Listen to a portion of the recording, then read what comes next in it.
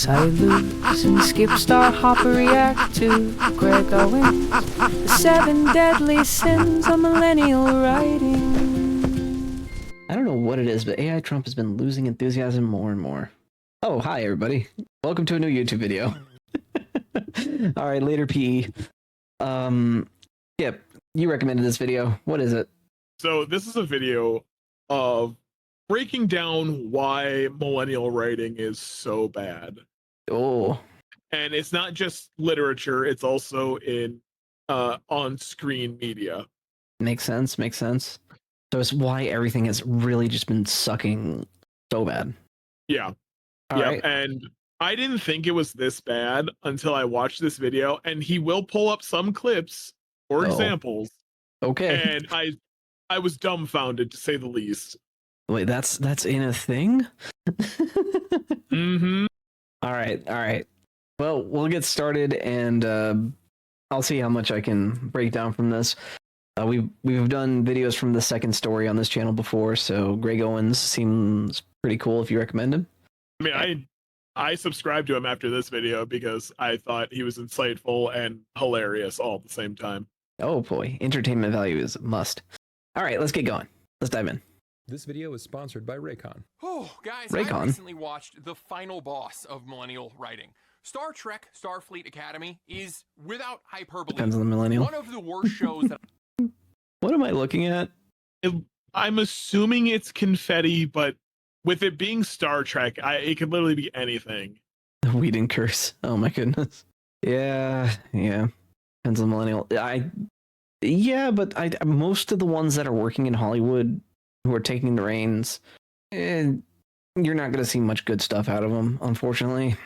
A lot of the better writers are going to be from like Gen X. It's the same way as in like AAA video games, where you have all these people who are trying to basically follow the cultural norm and don't care about substance, rather than if you had an indie developer who makes an absolute banger game. Yeah, it might not be the prettiest thing, but it would have substance, it has meaning, and you'd be supporting someone who genuinely cares about their craft. Right. So independent media is basically the only saving grace we have left. That's what I'm hearing. Yeah. All right. Let's see what Greg has to say. that I've ever seen. Not worse Star Trek. Got a cactuar and a Moogle. Oh yeah, if you look at everything in the background, there's so many things. Red Dragon. Yeah. Bucky. He has Bucky's. Big stack of D&D books. The jar from Elden Ring. Oh yeah. Some dude with a guitar. I really can't tell. It's kind of blurry. Groot. Books I can't tell what they are. I see Hues and Cues. That is a fun game. Can't tell what the one on top of it is. Okay, I think I like this guy. Yeah, right? It's like general vibes. You're like, you know what? Let me hear what this guy has to say. Yeah, Black Mage. All right. I don't really know enough to judge with coverage on that level. Worst show I've ever seen. Are you sure? Got a capable bearing. Thank you. Your bearing is also impressive. What? Yeah. So here's the thing, because that is, from what I remember and what I understand, that is a Klingon, and they are, from what I know, they were very like intelligent Stoic race. Yeah, well, they're kind of battlefield geniuses, if I remember correct. They're really good in battle, very stoic, warrior culture. So all of a sudden now it's just like, now hey, it's Klingon these cool. nuts. Yeah. Damn it. That's basically what it was. Yeah, no, you're 100% right. Oh man, yeah. Thank you. Your bearing is also impressive. But that also seems like he's forcing his voice. Like the voice does not match the character in the slightest. Mm-hmm. Oh no. Professor Xavier would be rolling in his grave. Yep. I like Data as Sherlock Holmes, and then you got Jean-Luc right there. Warriors with Honor. Okay. Yep. Thank you, Floppy Drive. Floppy D Drive. Sorry. Floppy Drive with ED. Kidding. Anyway. I'm kind of shocked someone actually wrote that line. Like, Are you though? All right, hang on. In this day and age. Yeah, no, you're right. A lot of things don't seem to go past editors anymore, do they? Yeah, it's pretty much the indie way of publishing, but with just massive amounts of money. I was going to say, if there's no way that could be a cost saving measure because editing wouldn't add that much to the budget. No, I mean, if you're a multi-million-dollar company, when it comes to editing, it's a drop in the hat.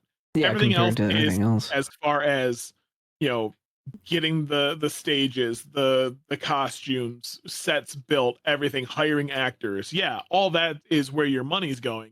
Afterwards, even though it is a long and arduous project to edit things the way that they need to be, it doesn't seem like they're doing the editing part, except making it look pretty. Yeah, fix it in post, I guess, might be the mindset here. So when it comes to writing, they're just hiring, it seems, I don't know this for sure, it seems like they're just hiring people that fit their narrative and just trusting that they're going to do the thing that is the most cultural appropriate thing as of right now, which it seems to be make everything, you know, gay.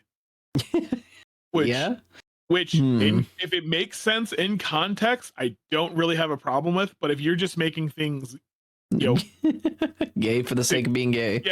Yeah, gay for the sake of being gay, what's the point? Inclusion. That's the point. Yeah, that's it. We'll make you a bad character in a thing so that way you get the consolation prize and you get to have your inclusion and be represented and all that.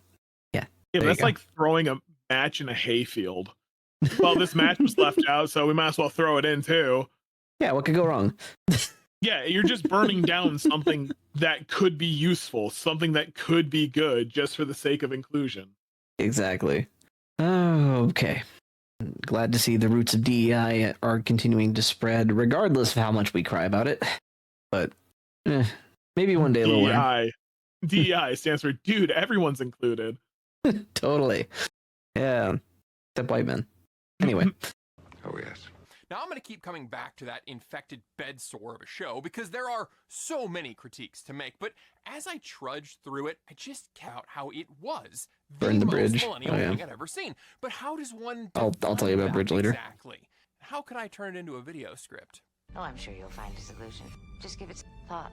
Well, I gave it some thought, and I submit to you that millennial writing is not acutely definable. It's not one or two concrete things. It's a collection of possible issues, which tend to blend into one another. Now, I've identified 7 facets of millennial writing because it makes for a great title, really, but also because, ironically, it's kind of a spectrum, which is itself a millennially popularized notion. The number of them and the extent to which they appear is what I think defines the millennialness of the production. Only 1 or 2? Hey, that's not a problem. 3 to 4, we're kind of in yellow to red flag territory. 5 and above, that's a full-on ugg-wearing, bopping, pause a second after recording, pause. I just see your character just like twitching, and I just know that you're dying on the inside. Just a little bit. I mean, he's right, though. That's the thing. Yeah. Oh, no. Oh, yeah. That's what got me. I'm like, okay. I have my curiosity and I have my attention. Yeah. Oh, boy. I'll tell you what. That's just, I'll tell you what. But yeah, no. It's funny because he says it's not just one thing, it's a collection of things. Yeah, that's what cancer is. It's a collection of mutated cells. You're describing cancer. I mean, it really is in terms of writing. Oh yeah, Taylor Renz is an independent journalist. My goodness, I forgot about that. But avoid the cat ladies at all cost. It does seem like it's a bunch of like cascading failures have kind of been overlapping constantly until eventually we got to this point where now everything sucks and we can't have anything fun because if it's fun, that means there's probably a straight white man in the movie, and that means that it won't sell, apparently. Even though consistently just like John Wick does well, doesn't he? Yeah. Yeah. I mean, for the most part, eventually the movies kind of start getting like way over the top, but not because of, you know, it being gay. It was just like, oh, there's a lot going on. We aren't in the Fast and the Furious territory yet. If it kept going, I could easily see John Wick going there. But we digress. John Wick in space, please make this happen. I need Yeah, but that here's the level of thing, though. absurd. Here's the thing, though. You say that, but then remember, like James Bond, it was what, Moonraker? That one was in space. What? And like, yeah, isn't there a James Bond where he goes to space? Not based on my knowledge, but then again, I kind of fell off after Casino Royale. Oh yeah, Hold on. Rambos do still do well. Uh-oh. I've activated Inspector Skip mode. Yeah, no, James Bond Moonraker.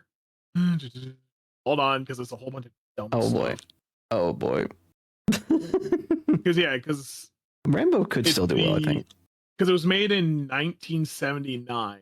79, And you the say? plot.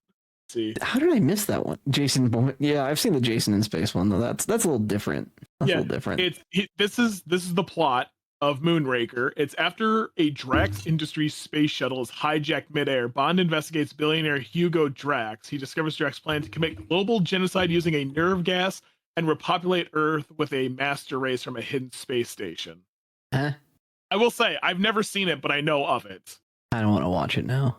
But here's the thing, though. John Wick in space, Hey, Dan. because they did everything, because like if you watch some of the behind the scenes stuff, they're doing stuff like 100% accurate that Keanu Reeves was training for. So I'd be curious to see what they would do with John Wick in space. They'd have to hire like Elon Musk to make him be able to do things in zero G, I guess. Yeah, Who is they the would just James actually Bond? film it in space. Oh, this was a Roger Moore James Bond. Okay, that's probably why I haven't seen it. Space Nazis. No, you're thinking of a movie called Iron Skies, which is a legit movie about Nazis that live on the dark side of the moon. It is outrageously stupid, but it's so bad it's funny. All right, we might have to have a watch along for that if it's in public There's domain. also a second one, No. where they fight No. the Hollow Earth lizard men, and Elon Musk is one of them. Oh, is this like Moonfall bad? Oh. That's so dumb. But like they were made those Iron Sky movies, they were made to be outrageous and to be like no one was taking it seriously. Okay. It wasn't going to be some great masterpiece. Like literally the first movie, and this is I'm not making this up. This is 100% the plot of Iron Skies, the first movie. It's Nazis kidnap a black man, bleach him white, and try to turn him into a Nazi to reintegrate him into our society to try to teach people to be Nazis. Yeah, that was the premise of the movie, and it was ridiculous. Amazing. It's like I said, there's no way There's no that English version. No. Yeah, that anyone thought that was going to be a serious masterpiece, right? Oh, it is But that English. being said, you have these movies that are so bad on purpose that, they're just there for entertainment purposes. But the writing now seems to be like, hey, this is a masterpiece and you have to like it no matter what. Yep. Oh, well. Oh my God, Bourbon. I know. You know what's sad? I know exactly which movie you're talking about because one of my buddies made a joke to me about that. Sorry, I'm like still locked in on this Iron Sky movie. I kind of want to watch it. Prepare yourself. It is. You know how Napoleon Dynamite was so over the top? Yeah, but that movie was great. It ain't got nothing on how over the top Iron Skies is. All right, we might have to do a watch along in the Discord. I'll let you guys know if that happens. Yeah. Oh, that sounds amazing. Oh my word. All right. Let's keep this video going. Way off topic. Yep. I think we've illustrated the point that entertainment value can still exist despite writing being terrible. Is that a fair one? Yeah. All right. Yeah. Kanye West's favorite movie. Yeah. All right. Dog slamming millennial nightmare. Starfleet Academy, basically. Eat your feelings. Now the thing about Eat your feelings. What? Is that pizza in a box? I was just going to say, but it only looks like the toppings. I think that's supposed to be like a square slice of pizza. I think, but why is it in such a deep container? It was supposed to be Chicago style, but he accidentally hit New York, and then the container stopped making sense. I mean, I guess. I don't know. I mean, Maybe if the the writing's pizza this system- bad, oh my word. If the writing's this bad, just imagine how bad the prop budget was. My goodness. My goodness. Okie dokie. It looks like they printed it on paper and just cut it out and laid it at the bottom. Like, hey, we can't afford pizza because we hired so many DEI writers. So here, let's just print this off and paste it at the bottom of this deep ass tin. Yeah, ain't no way trying to make MRE menu 23 out here. Oh my god. My goodness. Yeah, no, the kickbots are in fine form today. I'm trying to stay on top of that. Man.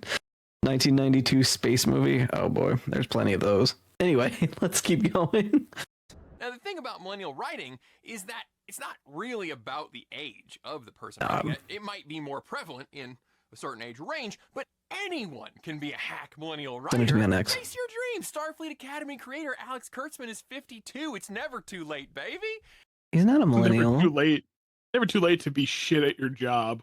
Well, that's what he's saying. It's you don't have to be a millennial to write shitty shows like a millennial. So this would be like movies and shows that were Jetson's food creation had made more sense. Yeah, for real.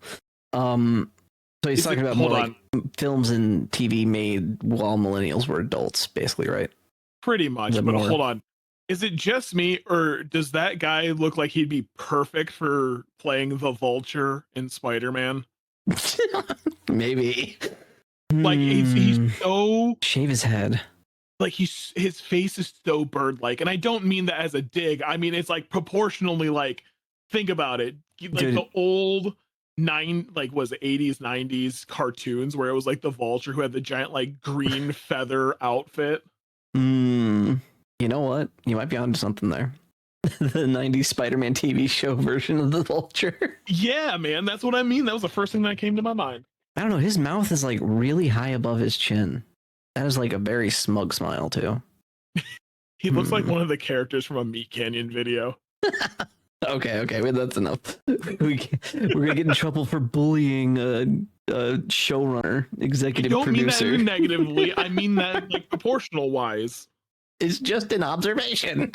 Yeah. I think he could play Gavin Newsom on an SNL with some work. Oh probably. Oh my goodness, he just plays the governor of California. You know what? You're right. He has that perfect smug face for it too. All right, we got to stop before I get carried away. Let's look at those 7. They're going to accuse me of working for Rev again. From therapy, language, morals to constant meta-awareness. Like, not in some listicle way with title cards. What do you think? We're in some YouTube video?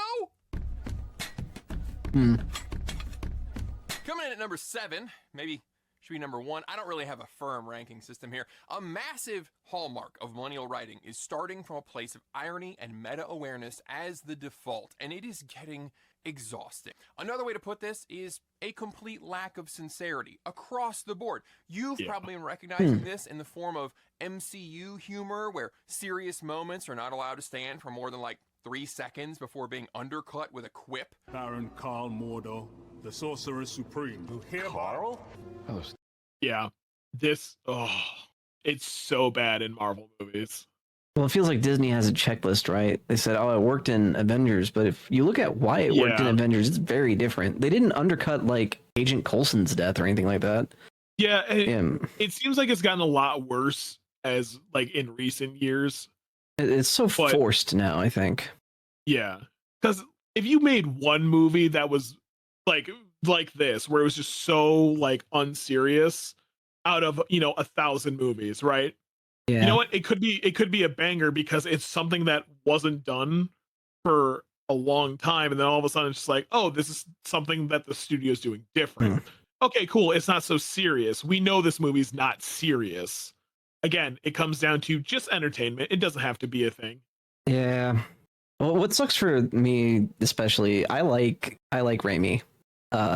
He did great with the Spider-Man movies that I saw growing up.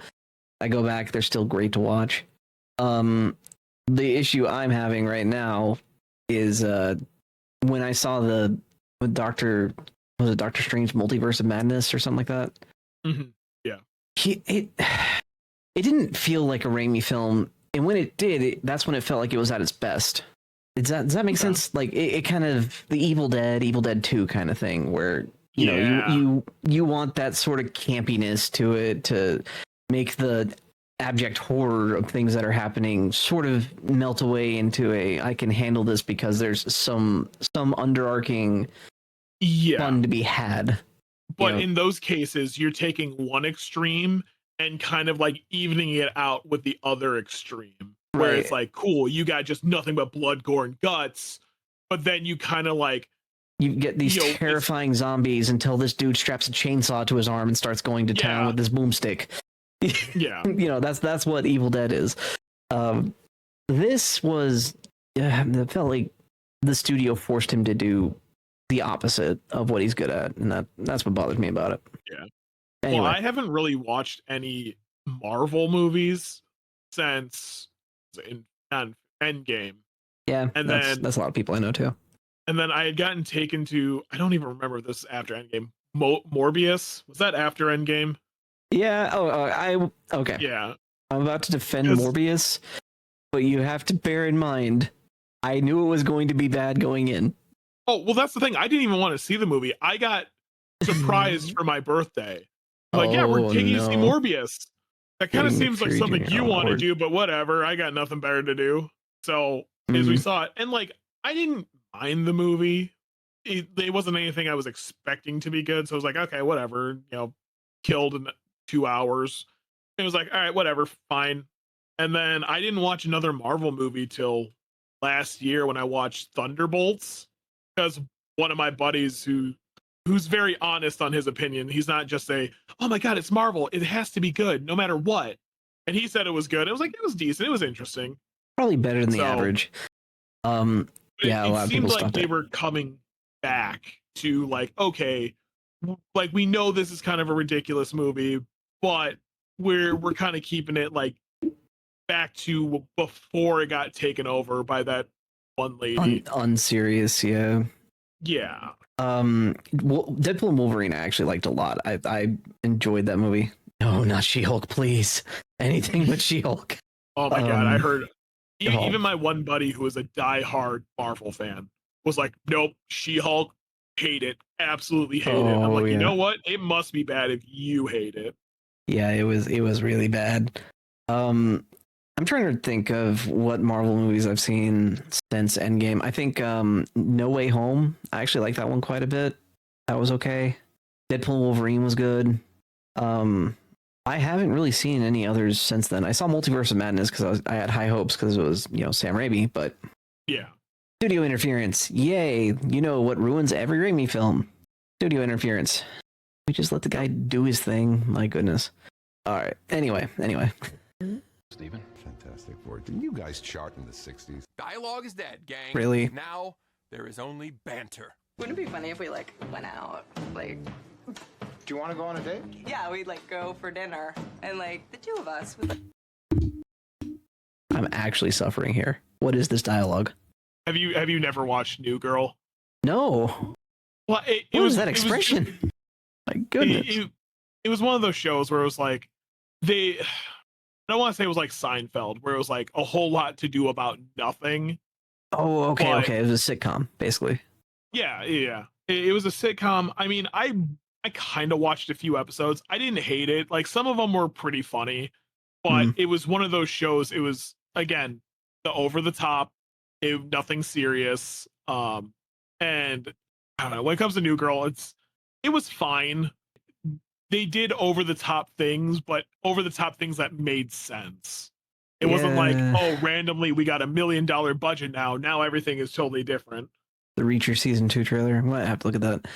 So what I'm seeing from this is I just really, really don't like the dialogue. Oh, yeah, Spider-Verse no, got that's deleted. fair. Forgot about that. But then again, I also am not a fan of rom-coms most often. Like for me, 50 First Dates is kind of peak, and then everything else is meh. You know what? That's fair enough. Honestly, I like the 50 premise. First Dates is a pretty good banger. I can't argue with any of those points that you just made about it. Good Adam Sandler film. That's all you really need to know about it. Yeah. Anyway, let's keep going. Like do stuff. Is that a yes? I know, right? Here's the thing. Millennials, like myself, we'll never let go of our Peacock subscriptions because we love New Girl right there. And Do you have a Peacock subscription? No. Yeah, neither do I. Yeah, I don't know where this is. See, maybe we're just not actually like millennials or close to being millennials because we don't have Peacock Apparently. and we don't like Star Trek, Starfleet Academy or whatever the hell it is. Who is it for? Gotta be a target I don't know, demographic and all this modern audience, whatever that is. The alphabet people. The alphabet soup. All right. Oh, why would you diss soup like that? I like soup. My apologies to soup. That's a concept. All right. Yeah, that's probably why I don't like them. RPX. The reason I give 50 First Dates a big pass is because it's actually genuinely funny at some moments. But then there's also like Princess Bride is another one. I think that counts as a rom-com, or that's just like a fantasy romance. I would consider that a fantasy epic because it encompasses everything. Kind It's of like how really space alpha. opera encompasses like a whole bunch of different genres all put together, but it mainly focuses on the science fiction part of it. Like, definitely a fantasy epic. Yeah, I just noticed. Apparently, we're discussing the Spider-Verse lore and mythos right now as well. On top of all this, I don't know. You guys keep doing whatever you're doing in chat, as long as you're having fun. But if I don't address that, I'm aware of it. Live your best life. Romance fantasy? I guess so. There was a romance element to The Princess Bride, but it was more like the driving force for the protagonist, but it also did pretty good by having, was it Princess Violet's point of view? It was a decent Buttercup. Yeah, sorry, Buttercup. Actually, here's the thing. I do have to say it is a romance because I always make this statement to people. It is the best date night movie that you could possibly pick. That is true. Hard not to like it. 8 Crazy Nights is funny as well. We've now gotten chat onto Sandler films. Hotel Transylvania is an Adam Sandler film. The more you know. All right, moving on. Also, Superstore, Brooklyn Nine-Nine, Parks and Rec, and, of course, The Office. Of course. The Office is great. What about me? Mindy Kaling, however, learned all the wrong lessons from Dunder Mifflin and went on to write Velma, which couldn't stop being ironically. Yeah, okay. I never watched it, but some of the memes that came out of it are so funny. I bet. I'll tell you what I have seen from it. This could have been any set of characters, but they actively wanted to destroy Scooby-Doo. Yeah. Oh my goodness. Anyway. Edgy and meta in every scene. In one scene from the first season, they thought it was hilarious for Shaggy to go out of his way so bad. to say People that thought it was a he psyop. would It might as well have never been. do any drugs, and then turn to face the camera and blink several times, complete with blink noises. Later on, Shaggy ponders the situation before stating that, if this were a teen drama, I would. It's crap like that, over and over. Now, it's gotten completely out of hand in recent years, but the roots of millennial writing, they go back a ways, like the Fox versions of the X-Men, which did the bit of, comic book supersuits sure look dumb, huh? You actually go outside in these things? I get it, I do, but in the context of that film, it was nowhere near as egregious as it is now. Yeah. But I think if you're giving examples, you kind of have to encompass them all in the same aspect that you're talking about, right? Where it's yes, if you're talking Velma, the awful show, that's an example. You're talking about this X-Men joke, and like this makes more sense because it's just one tidbit in the movie where it's like Hugh Jackman's character is making this statement, and that tracks for the Wolverine character. Like Wolverine talks shit about everything. Yeah. But to make a whole show that way is just awful. RPX. The problem is they're just daddy issues in writing. Yeah, for modern ones for sure. Maybe how can they have daddy issues if their dad was never there? That's the issue. Okay. Yeah, no, that tracks for me, honestly. Yeah.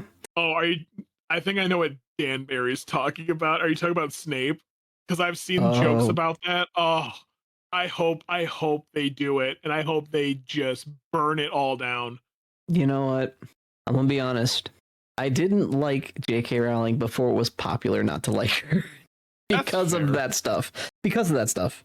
That's fair. Like, she started retconning like all this other identity nonsense, putting it in, and then suddenly now we have to pretend she's on our side. She's still a radical feminist. Come on. Oh my goodness. Anyway. She does retcon a lot. She's right about one issue. That's it. Everything else, she's still, you know, quacks like a duck, walks like a duck, still a feminist. Okay. Sorry. That's the thing. I'm not gonna like boycott her games or anything. It's just I think she's kind of stupid. All right, there we go. Yeah, the Harry Potter lady. Gotta be honest, I was never a huge fan of Harry Potter. No, it's fine. Fine if you like her. I'll just say this: I'm not a fan of feminists, just generally speaking. I think most women aren't fans of feminists, but that's besides the point. All right. Let's keep going. What would you prefer? Yellow spandex? And look, I get it, okay? I do the self-deprecating bit here a lot, okay? I'm 40. It's like people my age have this defense mechanism against being sincere. We use meme cut-ins to express emotion. This is all we know! I don't know if it was like a childhood full of saying, Yeah, right. or what. Yay, Wayne's World. We just That's a good one. can't be serious. Being unserious can really screw up the tone a writer is aiming for, though. Like, if you're trying to convey being overwhelmed on your first day of school, it's big, everything is new, it's scary, but also hopeful at the same time, why not cram a joke in there, you know, just in case anybody starts taking things too seriously? I think I swallowed my com badge. Already. What? It's the silence, and then I just look over and I see your avatar just like slowly like leaning downwards. Yeah, it's Vizzy Pop writing. Oh my goodness, that's a oh boy. Yeah, Vizzy Pop is great example of this for sure. Here's what I will say about the facepalm. the Vizzy Pop, like their writing and stuff. It's consistent. You know what? You're consistent. You're not trying to be serious. She is very unserious. Yeah, it's dog shit, but you know what? It's at least consistent. Yep, and it's popular for a reason. People like it. And then what they're doing with Star Trek. I've never been a Trekkie. I did like the new movies. I've seen a couple episodes of the old stuff, and it wasn't bad. It just wasn't my thing. I like the old movies. Like this is painful even for me to watch them kill Star Trek. I mean, they've been trying to do that for a while. They're coming for Lord of the Rings next, but the Lord of the Rings fandom refuses to acknowledge Rings of Power as canon. Oh, that's fair. Yeah. Fair. Like there's a certain, like, you know, when certain fandoms, how do I put this? You know how nutty they are by the first reactions of some BS. And the I feel second like they even sniff DEI, they start closing ranks. And again, when it comes to Tolkien's fantasy, it was based off of European, like, medieval, like, culture. Yeah. So do with that information what you will, but again, if you just make something for purely entertainment purposes and it's of your own original creation, cool, by all means. If you are taking something that is beloved by thousands, if not millions of people, you better get it fucking right. Yeah. Man, Star Wars fans took as much abuse as we could stand, and then I think it's finally starting to peter out because Kathleen Kennedy is out the door now, right? She gone. Oh, it's funny because you say Star Wars. Just wait till later in this video. He touches on that too, and it is, it's rough. The euthanasia of Star Wars has been one of the most like heartbreaking things I've ever seen in media. You know what's really funny? The newest fandom that's getting all up in arms, the Wuthering Heights people. Really? Yeah. Oh man. So, like, a couple months back, I didn't even know there was a movie coming out. one of the narrators that I had followed on Instagram before I got rid of it, like he would take like really iconic speeches and parts of books, parts of movies, and he would do the audio in his own way. And he did one for Wuthering Heights, and it was one of his. It was one of the speeches where it's like super dark and super fucked up. I'm like, I'm kind of curious about this book now. And so I had got the book and I just recently started listening to it. And my sister-in-law was telling me, "Oh, did you get it because they're coming out with the new movie?" I'm like, I didn't even know there was a new movie. I didn't even know there was an original movie. They are so upset. Oh boy. Yeah, most Star Wars fans moved on over to Gundam. Yeah, Gundam is still great. Keep Gundam the way it is. Even at its worst, Gundam is still better than whatever Star Wars became. That's for sure. I've never seen Gundam, but like Depthwalker actually pointed out that it was always it was England for Lord of the Rings. Yeah, specifically described as dark in language, meant tan, dark hair. Yep, that's exactly right. Well, they don't see reality. That's another thing. So that's something to bear in mind. Yeah, I'm sure the DEI people would even give Daredevil sight. That's the kind of people you're dealing with. Oh my goodness. Get rid of his superpower. Yeah, it's like, oh, he has all these superpowers, but like he can see now. Oh yes, so now all the enhanced hearing and like air detection, touch, and all that heightened senses out the window. He's just Superman, but he can't fly or have laser vision or ice breath. So he's just, oh wait, he's Captain America. No, he's just Batman at that point. All right, later RPX. All right, let's keep going. But writing that could cure anemia is a bigger problem than just annoying dialogue. The general fear of being serious is the root of our current morally gray epidemic.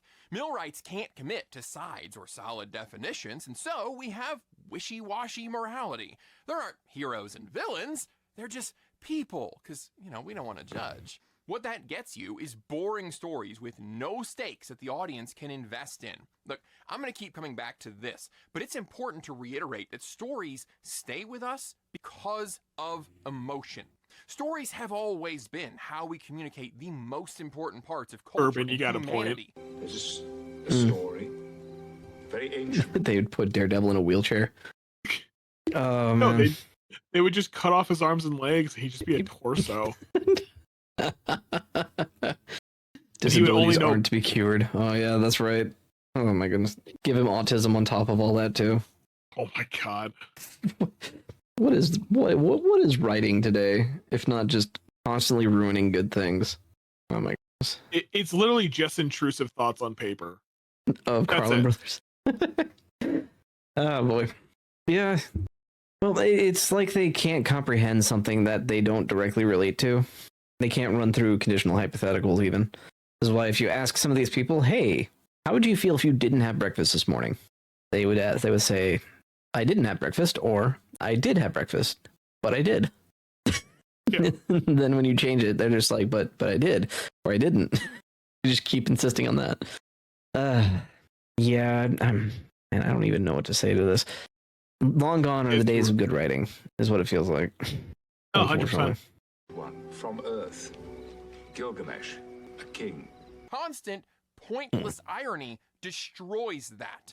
This is why I get so fired up by complaints of, it's not that serious. Why do you care so much? I don't know. Why don't some of you care enough?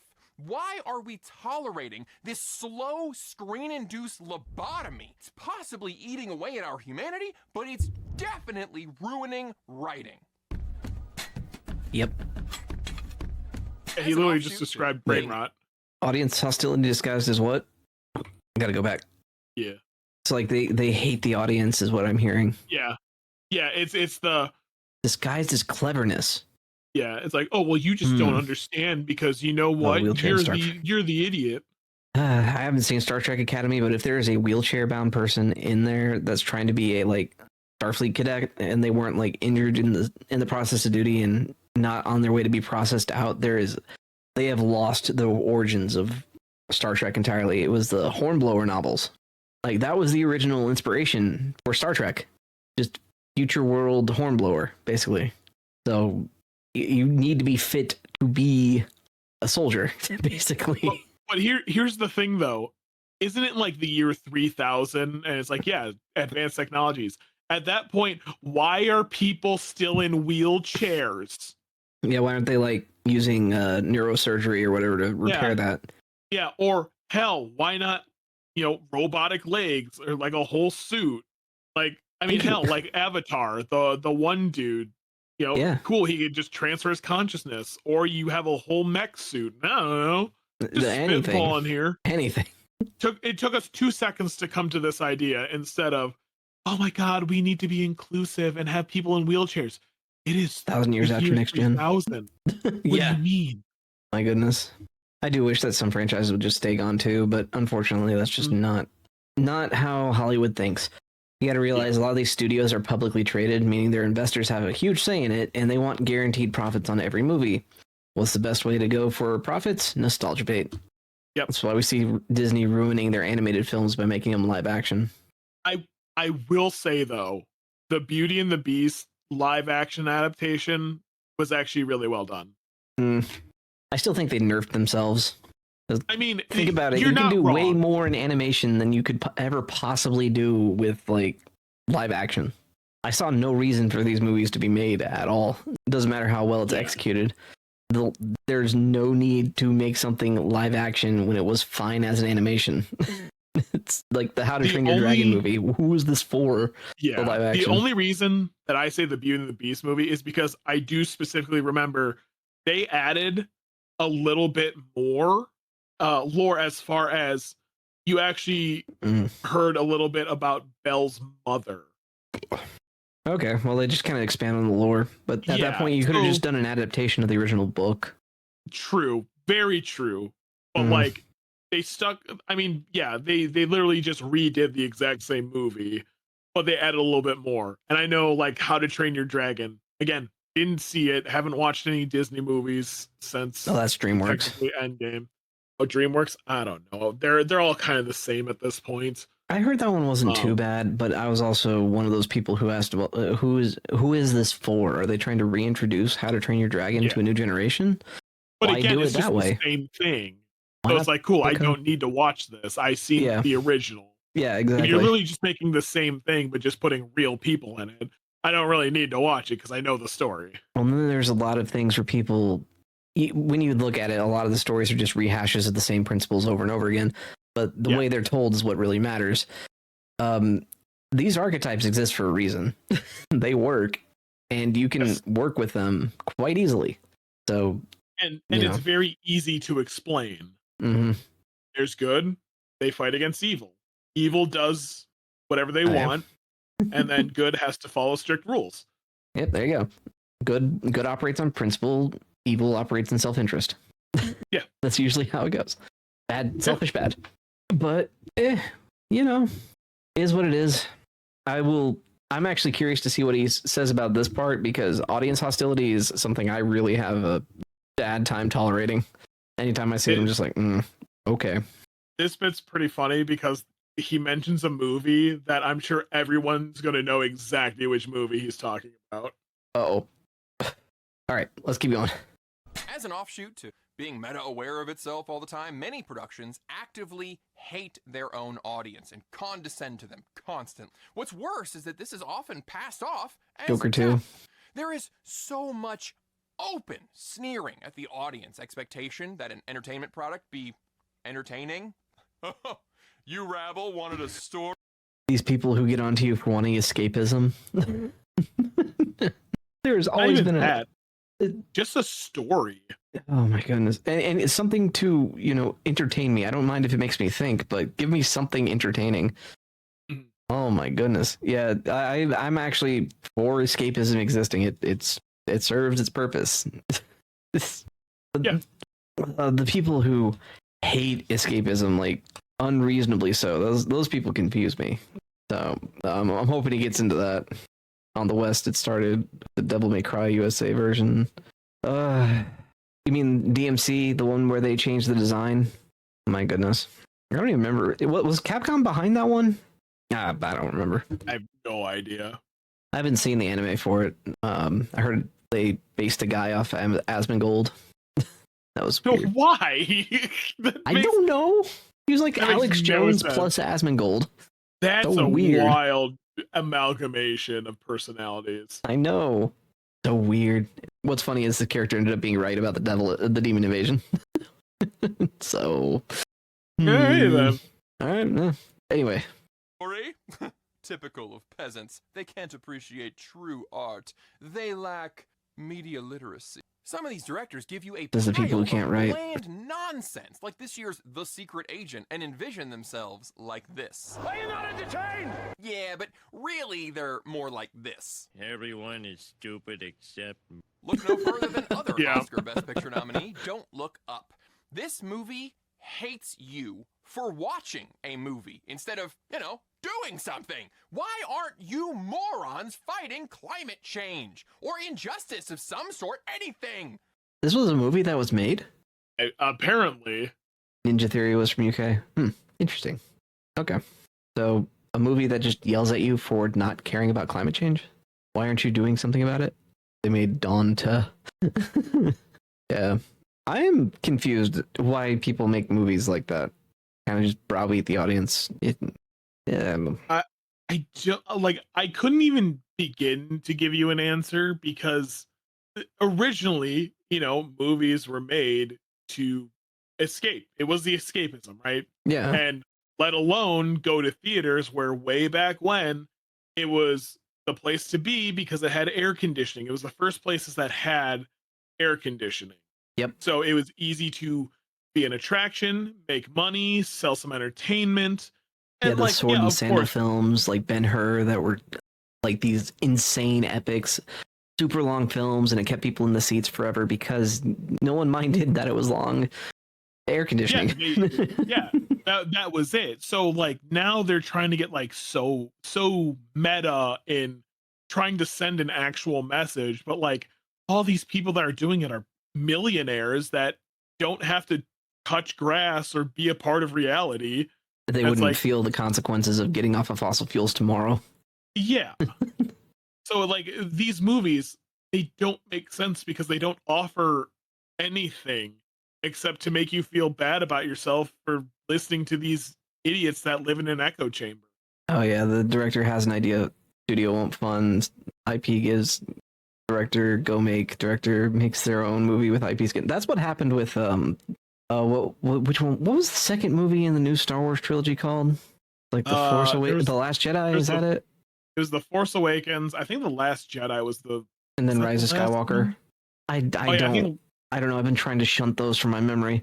That's what Rian Johnson did with the Last Jedi. He had a story he wanted to tell, and he got his hands on the IP, and then he just used the IP to tell the story he wanted to tell. Unfortunately, it was hot garbage. Well, here's the thing though, because Markiplier just did Iron Lung, and he did everything independently. And I actually went and saw it. I actually really enjoyed it. I thought it was a good movie that went off of the source material. It wasn't trying to sell you on some idea that he had of how the world should work. It was, hey, I like this game. I want to get the IP for this game to make a movie. Cool. I want to do these things and make this my own, and then put it in theaters. He did that. So it's possible for people to actually make movies with substance and, put it out themselves. However, obviously you need the funds for it, and that's not what everyone has, but it is possible. Yeah, Miasma's also right with regards to the Rise of Skywalker, The Last Jedi. Don't kill off your big bad in the second movie of a trilogy. Really undercuts the entire tension and stakes, and it forces people to make weird decisions and completely undermine the victory of the original trilogy, which is the ultimate disrespect, really, when you think about it. Well, obviously, you didn't get the premise that the big bad was actually DEI, which is why they were able to make a third movie. Maybe the real villain was the DEI we inserted along the way. Oh, God, please no. That makes sense. It ruined the movie. Yeah. Ruined the universe of Star Wars.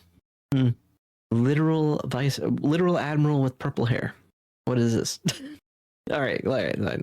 This thing is insufferably smug and wants so badly to show that private interests will always collude to outweigh public, but also it blames that public for not supporting the current thing.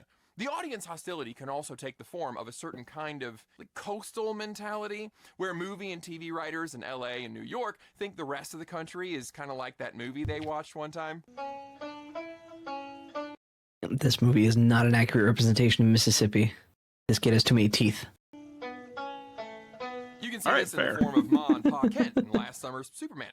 Guns Kents are not made out to be bad people. They're just aw shucks bumpkins who, can't work a phone. You gotta remember that these are... I thought that was because they were old, not because they were from Kansas. Oh, my bad. I mean, at this point, they could be either or. That's not accurate to what I know from people from Kansas. Oh well. They're just simple farmers. Never mind. All right. Morons. One more form this audience disdain can take is overly specific stories that aren't for you. Ugh. This is the movie I was talking about. For you. A few years ago, Billy I Think Screaming Means Comedy Eichner made a rom-com called Bros. Now, I heard of this one. He got so mad when no one watched it. It's so funny. Oh, I didn't make this movie for you. Okay, cool. It's not for you. No, go watch it. Even the gay guys didn't want to go see it. Yeah, apparently, dude. From what I heard, it was like a caricature, and that made him really not want to see it. Yeah. Like, why would I want to watch someone characterize myself? Like, this. Anyway. The concept of a gay rom-com is not inherently bad. If you have not seen The Birdcage, I highly recommend that. The problem with Bros is that it wasn't trying to be a comedy or a... Aren't for you, no problem. I won't watch it then, and then they get mad at you for not watching it. No, wait, come back. Watch it. Back. No. I want you to see the movie. No, my goodness. But again, they made a gay romance movie just for the sake of making a gay movie. Yep. I mean, seriously, that'd be the equivalent of if I made a straight movie just for the sake of being straight. There's no substance. I just made a movie about, hey, let's just be straight. That's like the whole thing. Usually those kinds of movies end up on the hub pretty quick. It's films aimed at 2% of the population, but even films aimed at 100% of the population get like 5% retention. So it got like 0.001% viewers. Yeah, no, that's fair. If you cast a wider net, you're going to catch more things, but that net, most things don't get caught in that net. If they had gone in thinking it was a niche product, a niche for a sub niche, maybe they wouldn't have been so disappointed with the results. But but if you're trying to do a niche film, like you do like an art house film, it's not going to be in every theater. But you also don't need $1 billion budget for it either. Exactly. But you're also going to be putting that in the theaters where you know that demographic is. Might as well go back and watch all the old trauma movies. Oh boy. Yeah. Oh yeah, Free Guy I thought was pretty good. I liked that movie. Free Guy was fun. But it didn't take itself very seriously, and it wasn't trying to be a serious movie. It was just trying to tell a fun story. And the fact that it was kind of just like feeding off of nostalgia, where it's like, cool, we had this entertaining movie, we'll throw some nostalgia in it. It's just a feel-good time. Kind of like Ready Player One, where they were throwing in like Iron Giant or Transformers. Gundam. They had everything. Where like if you were a gamer or a nerd, there was something in there where you were like, this is awesome. You want to be upset? No. Yes. No. The closest we'll ever get to what Ready Player One had is Fortnite. Oh, that's fine. I don't care. Look, man, when it comes to Fortnite, you're either a child or a stoner that's not going to do anything with your life. It's whatever. Or one of the e-athletes or whatever. Yeah, but here's the thing. When you're an esports athlete, which is a joke, you're getting paid. You know what? I can't diss the hustle. You're getting paid to play video games, and you're getting paid an absurd amount. To play Fortnite. I don't care. Yeah, to play a free-to-play game. Yep. And look, again, Fortnite in itself is a hustle. Yeah, it's a free game. You know how much money they make off of stupid skins and Way too much. music and different pickaxes that don't do anything? Yeah, it's a hustle that you got to respect. Honestly, as far as like free to play games go, it's not even one of the worst in terms of monetization practices. Oh yeah. I do think that it's not very good. I don't like it. I don't like Fortnite. That's fair. I don't care. Save for it the either. World was the only part that I thought was remotely playable, but you have to pay like $20 for it. So you want to hear a funny story? Sure. I got it for free because a guy I worked with, like we were kind of friends. We were more friendly than friends themselves. This dude went into debt and actually took money out of his wife's bank account that she was using to pay off student debts. And he spent like it was between like $800 and $900 just on Fortnite when it first came out. Oh no. Oh yeah. Why? Look, man, I couldn't tell you why. I mean, if there was like a Jack Ryan skin or a John Wick skin, maybe I would go for that and only that. What do you spend $900? Yeah, that might be a little too much. If it was like $5, maybe I'd do it. But regardless, bad decisions on a free game. Gambling addiction level bad. Yeah. Wow. Huh. And he wasn't even good at the game either, which was the funniest thing. Cherry on top, he was ass. Okay. Oh yeah. All right, fair enough. Oh boy. Okay, what were we talking about? Oh yeah, this.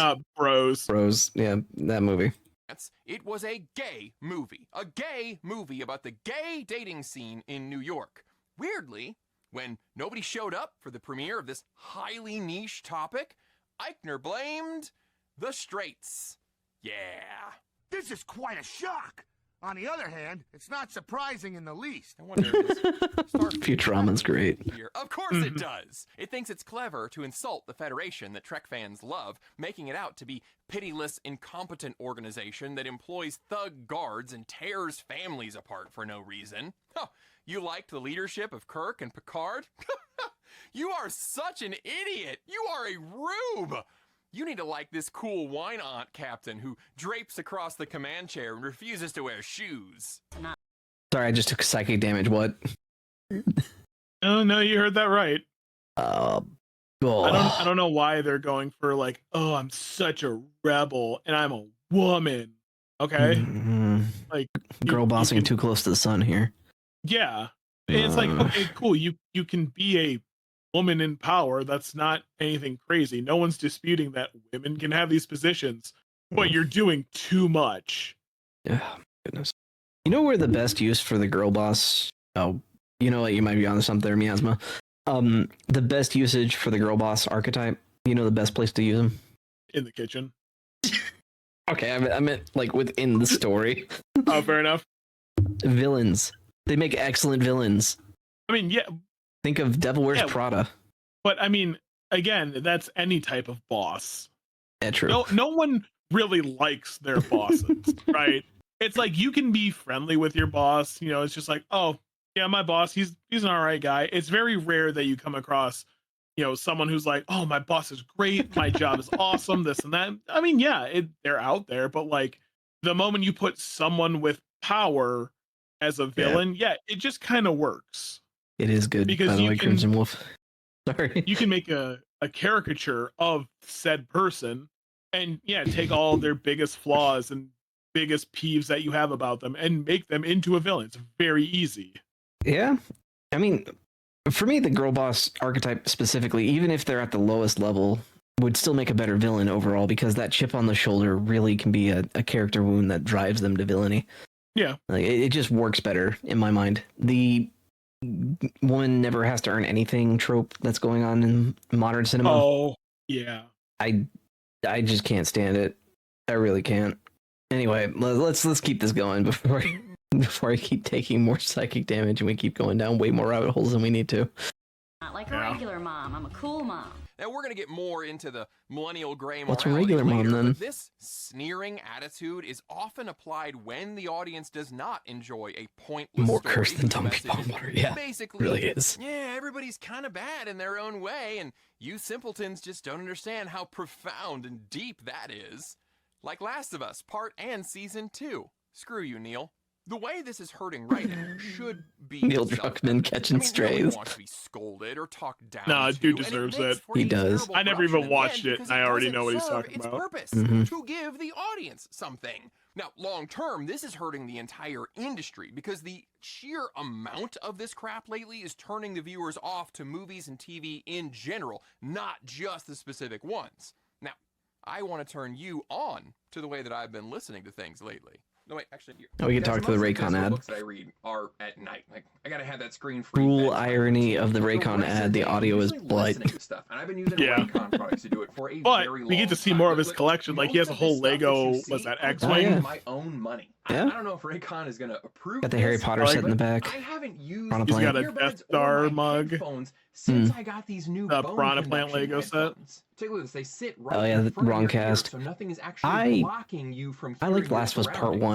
What's crazy though is it still sounds like regular Yeah, I did too. Really hoped The Last of Us Part 2 would bankrupt Naughty Dog. Through these. I'm also a big fan Oh, that explains why the audio is bad. Which these have. Yeah. They've got 8 hours of playtime and they are extremely lightweight. So I just keep them on the entire day. The really cool thing about bone conduction headphones is that you can still use them if you need to wear earplugs. These things stay put and they're waterproof, so they're perfect for workouts too. This Olympic season, bone conduction headphones are going to help you go for gold. So head to buyraycon.com/GregOwenBC and you can get 15% off. All right, you guys got that? Greg Owen BC because I'm old? No, bone conduction. Okay, it makes sense. I don't need to stand here with the scene change as a visual marker for you to stop fast forwarding, right? You guys didn't skip the ad, right? No, I didn't. We talked through it, but we didn't skip it. Next up on our MySpace homepage. Sorry, I mean, we that. were admiring his collection. That's true. We were distracted. Everyone sounds exactly the same. Oh, that's a huge one. There are no distinct personalities in dialogue anymore. Next up on our MySpace homepage list is that the characters all sound the same. Are they different ages? Oh, Sexes? boy. Got different jobs? Who gives a crap? Every guy just sounds like a guy, just like a random bro. He's just Same a silly cadence, guy. Inflection, vocabulary, all of it. As I said, these problems kind of compound with each other because it's not the sameness alone, it's the sameness that sounds like a modern-day millennial. Suspiciously, that identical cadence, inflection, and vocabulary always seem to be of the ironic late 90s grunge variety. Even when the story... I was waiting for you. Like that? Don't waste your time on me. You're already the voice inside my head. Oh yeah, exactly Like like that, right? Yeah, that's totally it. Thank you. I'll be here all night. Oh my word. Yeah, you knew exactly what I was going for. Yeah. Because I unironically do that in another friend's stream. Totally makes sense. Oh, let's have Trump sing it. No, I can't do it. let's we've only I mean, I made can try my best to do an 12 minutes impression. into the video. This video is already over an hour long. Oh shit. So let's keep going. has been written for them. They still do this. Now we're strangers. Worse than strangers. We're exes. Then Romeo saw Juliet, and he was all like, bruh, she fire. Yeah. He's right. I don't know what to tell you. To be fair, Romeo and Juliet is a stupid story, but we digress. But it's told well. No. Don't get me wrong. It's Shakespeare told is still well. brilliant. It's written very beautifully. However, the premise of the story is annoying. Oh yeah. I think there's a cultural disconnect here that a lot of Americans probably don't have, especially in this generation. Yeah. Anyway. This one isn't limited to screens. Recently, I delved into some novels that are popular with the ladies. Did we? Literature, Maybe or followers, yeah. literotica, as I think some have called it. It was enlightening, and honestly, some were even fun. A few, though, were absolutely just dripping with samey character among Same. I can Sarah J. confirm Maas, this. who really needs an editor, wrote Crescent City, which contains characters ranging from 22 through 400. What? Every one of them sounds like they're 22. The main character has a 200-year-old brother who lives in a frat house with his We frat could do a bros. video about She that if you also want. has a bestie. Oh boy, is there like? Have you read He did that? a video. Oh, he did a No, video but on it. I know Sarah J. Maas. Oh, okay. But yeah, so he has a video. He just showed the link to it of Oh him boy. going through the romance excuse for literature. Oh That's boy. often on like Book Talk and stuff. Gotcha. Oh no. You know, like Morning Glory Milking Farm, or what's the one that I hate so much? Haunting Adeline. Right. Am I gonna need more eye bleach? I ran out last time with the Haunting Adeline video. Well, you haven't been on in a while. So from what he was showing, I don't think it's Haunting Adeline bad, but they're like he said, they're all the same character. It's always, oh, I'll never amount to anything. I'm such a weak woman. Oh, there's this super strong fae and or pirate and or werewolf and or ferryman or vampire or whatever. Billionaire, surgeon, vampire, werewolf, pirate. Yep. Basically, oh my god, Johnny Sins. And the man of a million occupations. And then it'll be like chapters upon chapters of just smut, and then there's, depending on the writer, it's like, oh, there's a little bit of story. Oh, I'm finding myself. Oh, there's a big problem that needs to be resolved. Oh, there's conflict. Oh, cool, the conflict has ended. Immediate into smut scenes. And then it's, oh, everything is great. And then the final chapter is, oh, a new problem that leads into the next book. Just a regular soy white man is too strong for them these days. It really is. They can't handle soy boys. My word. They have to have the strength in fiction, because when they're in real life, they get scared for some reason. Oh, and it's not even like real strength of anything. No, it's just female power fantasy at the end of the day. Now I have confidence. I trained for 2 hours, and now I can fight off 12 well-trained 300-year-old assassins. Yeah. Just the feet in your voice.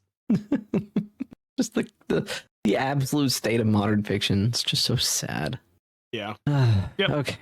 Yeah, let's keep going. Whoa, hang on. Yeah, for female characters, the go-to character flaw is, I just don't understand what I have. I'm so weak. Oh, I'm terrible, but I'm not really. I just think I am. Yeah. Okay, sorry. Let's keep going. Who lives with her police squad, also frat house style, except there are some girls in that one. Oh, but the brother is a fae, and Bestie's a werewolf. So it's Sarah J. Maas. It's all fairies and non-humans banging some woman who has a stick up her ass. Okay. All right. It's her whole MO. Just keep moving. Okay. Sorry. Psychic damage. They all speak and behave identically. Also, everyone's all sexed up all the time. Gotta love that millennial hookup culture, right? But good news, the optimistic, futuristic Star Trek wouldn't contain dialogue about hooking up, right? Right? Also, with the roommate, how does anyone Hook up? Don't hook up with anyone for like the first 6 months. Now, the root cause of this is writers who write for plot, not for character. So they just write the dialogue in their own voice. Like, they don't get in the mind of the character, partly because characters aren't fully fleshed out to begin with. They're simply vehicles to, at best, get to the next scene, and at worst, voice the writer's social or political ideas. That's why the company has chosen me to lead this expedition. And what? I don't know. I don't even know what movie this is. Whatever I saw Mark Ruffalo. I was already prepped for psychic damage, and then whatever dialogue it was, I'm lost. I'm so lost. I don't know. For some reason, immediately I thought it was like some weird white supremacist thing. I don't know. Let me take a sip of this pumpkin spice latte to gain my strength to fight this 1,000-year-old demon. Yeah, no, it's basically that. Oh my goodness. Can we make it like harder for people to succeed off bad stories, or like who is doing the gatekeeping for Hollywood writers? I don't think anyone is, Because now it's if that was the case, I could write for Hollywood. I might not be great, but I could do better than this. No, I think it's the opposite when it comes to the gatekeeping. They're want all the gatekeeping the bad. wrong direction. Yeah. Oh no, bully them like we did in high school. Honestly, I mean, it's not even bullying. It's just like have some common sense. Like really? take an English class. Well, actually no, because it's probably DEI teachers. Hang on, I don't know. Little man. I'm a little nervous about the little man, so I'm gonna be right back. Yeah, go for it. Sorry, makes the file way bigger. Yeah, he's fine. They moved positions, and he was making a little noise. Yeah. yeah. Sorry, I heard him make a noise, so I want to go check on him because they're sleeping out on the couch. Because last time they slept on the bed, he fell off. He hurt himself. So now they sleep on the couch because it's easier to keep him on there. And as long as he doesn't full wake up, it's pretty fine. I'm very paranoid about it, so I go check on him pretty often. The ones doing the gatekeeping are the woke morons convinced that they're funny. Yeah, that's a way to put it for sure. They don't realize that comedy writing, at least good comedy writing, you have to be smart. Like you can't just be stupid. Like, and that also dependent on the comedy you're going for, because obviously you can have your witty comedy where it's like, oh, it's play on words that very subtly, or it's, hey, you got the slapstick Three Stooges using props, well, here's the thing though. Even slapstick requires pretty high degree of intelligence just because the timing is so important with that. If it's just timing, coordination. If it's just complete random non sequitur insanity, right, then it comes across as almost like gratuitous violence. Yeah. But whenever it's well planned and executed, the gag is constantly running through. It becomes funny like that. If any worse. Oh boy. That sounds terrifying. Yeah, yep.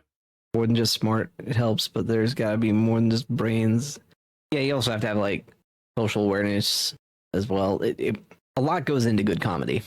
I'll put it like that. Even slapstick. Anyway, let's keep this train going. We might actually speed up the video a little bit. Just to get through at a reasonable pace, so this video doesn't end up too long. I am creating a world on a pure white planet full of superior people. Get it? Because he's a racist. And that's why I thought it was person. white. Oh God, Mickey 17 was one of the worst movies I watched last year, mostly because it had no characters, didn't know what it wanted to be about, and so.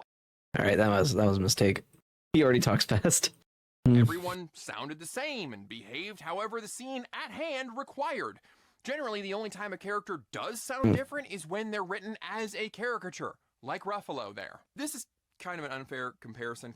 Aaron Sorkin is amazing, but if you've never watched The West Wing, I implore you to do so. Each character has I've seen that one.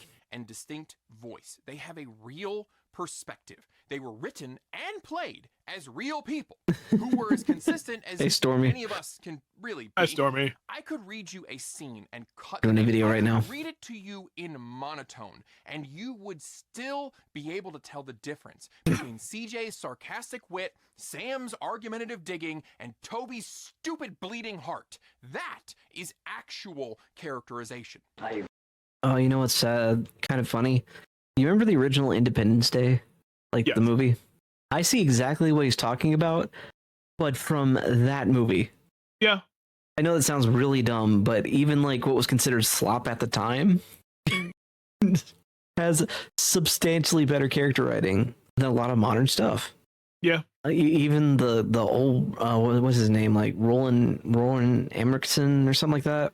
Yeah, his disaster movie nonsense. Heck, even 2012 had some unique characterizations. That movie came out how long ago? More recent, for sure. But yeah, no, I see exactly what he's talking about. Anyway. Again, Roland Emmerich, this is I think. A bigger, longer-term problem because the habit of writing characters that all sound the same has led to an abundance of plot-driven movies, also known as stories. This happened. This happened. There's no emotion in Dude, where's my car? They're instantly forgettable. They're just adult hey there videos to keep you occupied for a minute. That is even modern movies are adult Cocomelon. Ugh, I hate that analysis. Dude, I know grown adults that watch Cocomelon, and I'm like, why? That's honestly, that's like. Wait, do they have kids? Nope. Check their hard drive. For real. Boy. All right. More damaging to the entertainment industry than open hostilities because it results in audience apathy, which is far more dangerous than anger or bitterness. Modernism everywhere. Okay. Kind of touched on in the previous point, but it is so infuriating to me personally. It deserves its own category. This pisses me off. Belabor this idea. This one's probably the worst one for me. Are destroying writing across the board. Hey, Star Trek Academy again. The swearing was rampant, which was rough on two fronts. First, it doesn't understand Star Trek. Like, nothing about this show understands Star Trek. Aren't they supposed to be like a crew of professionals or something like that? Yes, but the only reason I know this is because I watched this video. The way he explains it is like, this is a future that was built on like, oh, we've ended like, you know, all of our differences on Earth. We're a one society, and it's like now we need to explore to other places of the galaxy. Where it's like, yeah, the guy who wrote it, I think, was like a huge hippie. And it's like, cool, love and peace, and like let's go explore the universe. And that's where it came up with like different, you know, alien races, all the problems that come around because they're not like Earth. Yeah. Dan quoting, "Dude, where's my car?" Okay. Gene Roddenberry was a super hippie, especially by today's standards. Star Trek is one of the most optimistic shows you will ever see outside of like Nick Jr. This is a future where humanity it's more optimistic than Blue's Clues. Beyond cultural and geographic boundaries. We're going full kumbaya. Sickness has been defeated. Now we are amongst the stars on missions of diplomacy and learning. This CW drama with its petty jibes and swearing do not fit that tone at all. The asshole always pops up early. In other words, yes, I am Skip. Hello, bitch. And I don't recognize your authority to do Blow it out your ass. You son of a bitch. Oh my word. He's ass kicked. But that feeds into the second problem. The writers cannot imagine a different tone than right here, right now.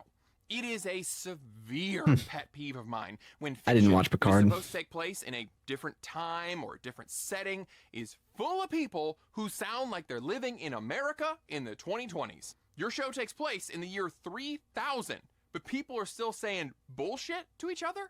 You couldn't be bothered to invent any new invectives or interjections? Stars and stones. That is pure storming laziness. Frack you. Let's go back to the books again. Frack you. Say what you will about Battlestar Galactica, but they did it better. Man. They did the edgy thing better.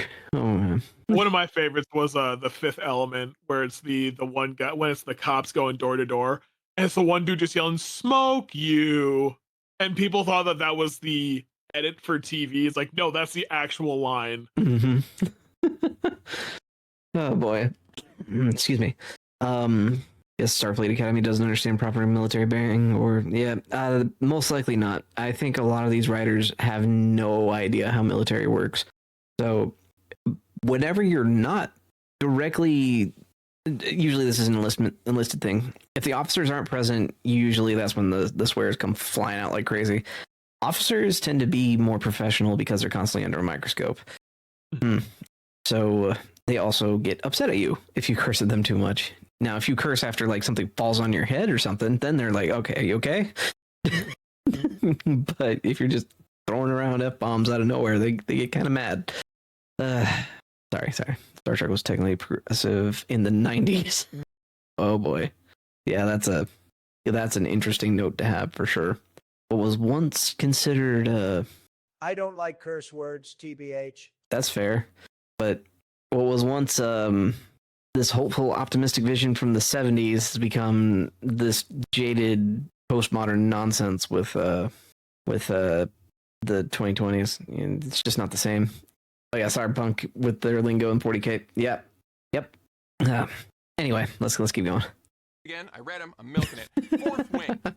I don't hate this book. I really don't. I also don't love it. It's very fine. It contains the phrase for the win multiple times. This is a story about magic dragons and griffins. It is a semi-medieval setting, swords and shields, no guns or electricity, that kind of thing. Yet we say for the win like it's 2001 and I just pawned some noobs with my boomstick in Quake 3 Arena.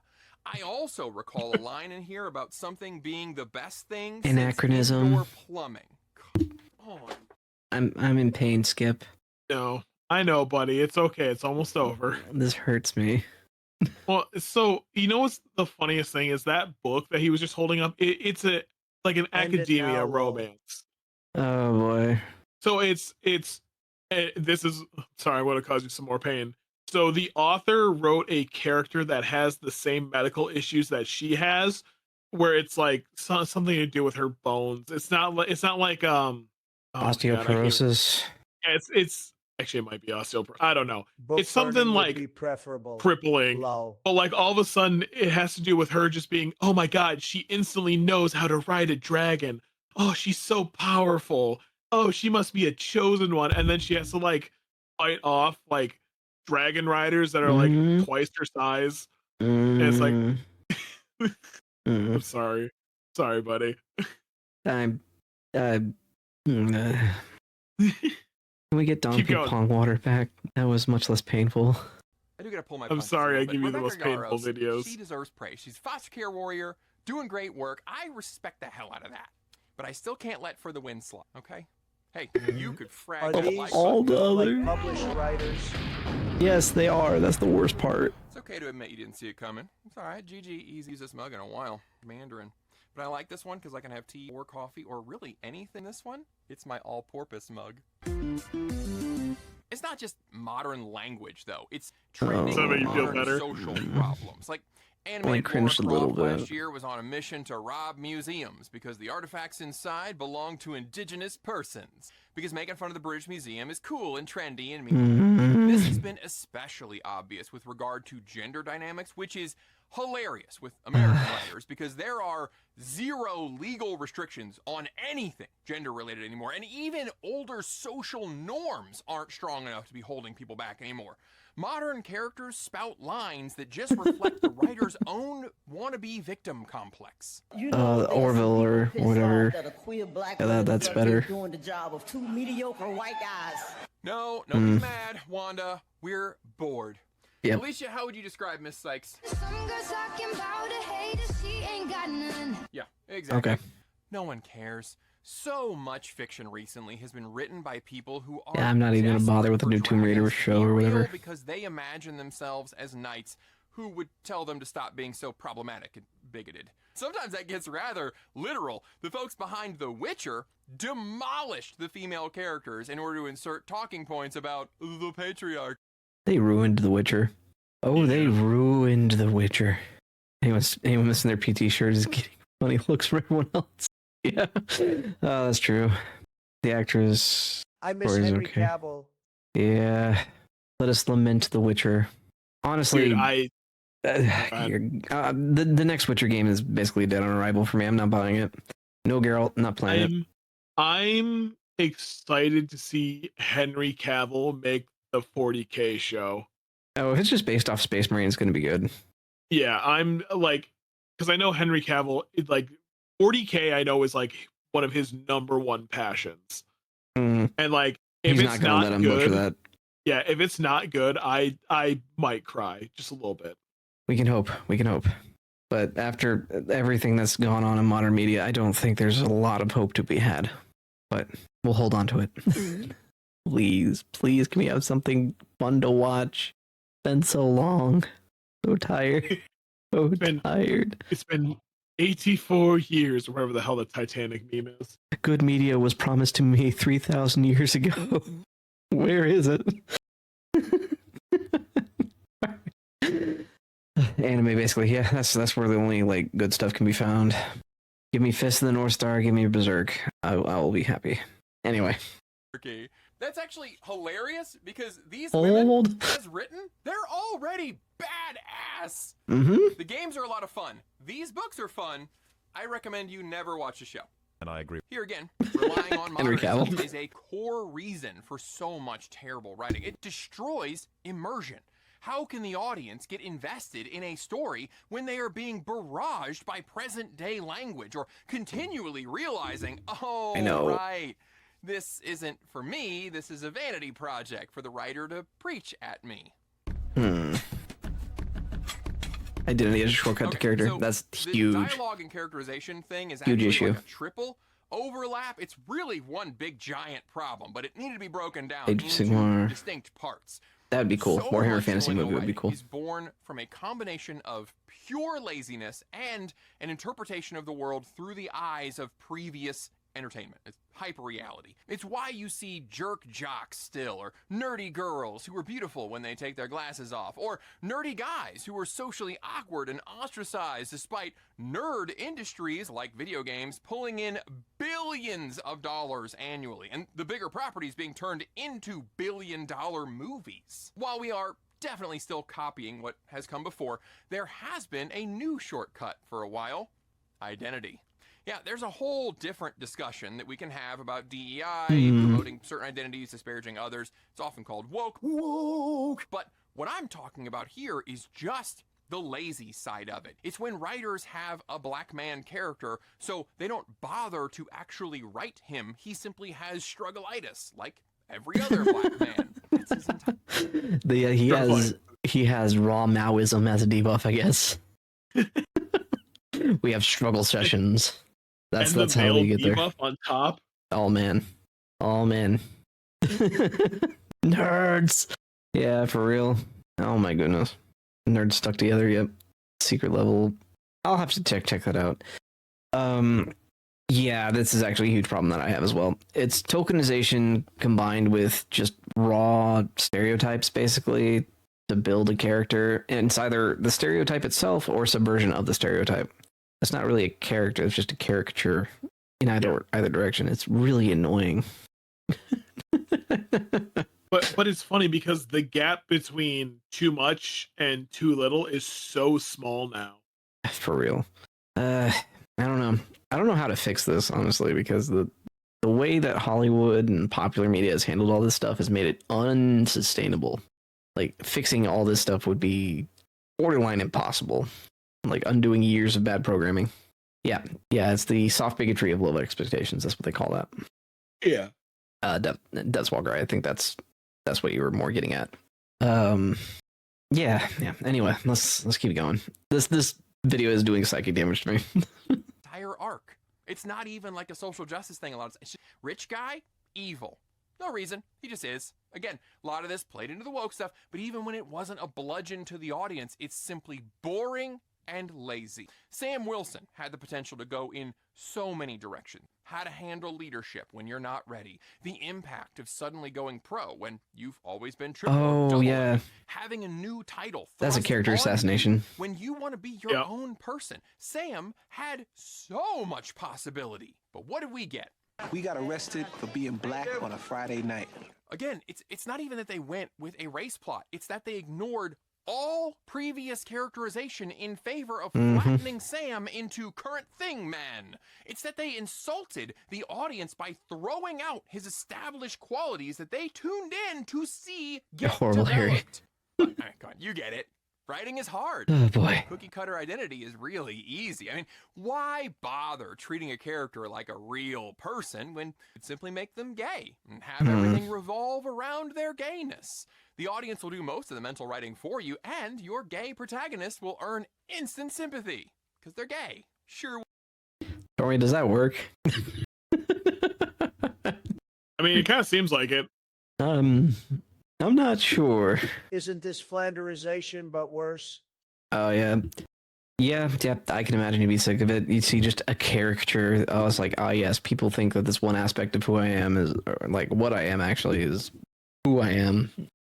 But again, it's stereotyping. It's the echo chamber. Yeah. It's the people that only focus on the one idea, and if it's the same idea that makes them feel good, warm, and fuzzy on the inside, they don't care about anything else. So when it comes to, yes, this character in this show, give me a start on that one. Yeah, so I'm gonna I don't even think this is a hot take. 99% of the time, the sexuality of the character never really matters. If they're not directly in the romance subplot, it is irrelevant. Yep. Like it doesn't matter. Who cares if I don't know, guard number 4 swings a certain way? Who cares if this lead character who has never had a romantic interest ever introduced in the story goes whatever direction?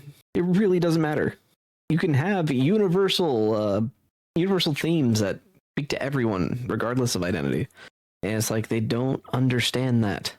Oh my goodness. I can't tell you the number of like Superman fans that are not white, but they love Superman. They love the old Superman.